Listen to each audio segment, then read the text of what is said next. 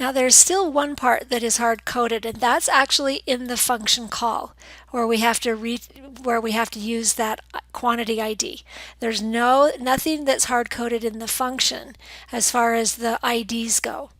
So it turns out there's a way we can even replace this with the code, and that is whenever you add an event listener, whenever this is called, remember this is called when this event happens on this element.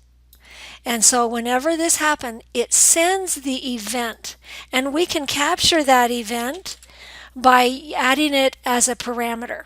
So all I did is add a parameter, and this will store the event. Doesn't matter what I call the parameter, it will actually be the event itself, this change event on this element.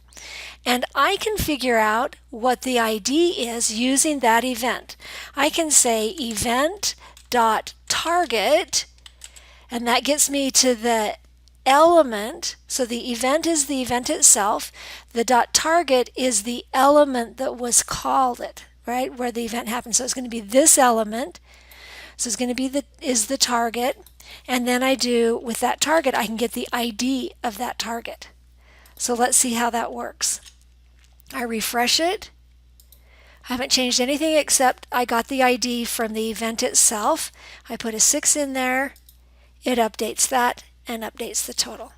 So now even that quantity ID has been coded.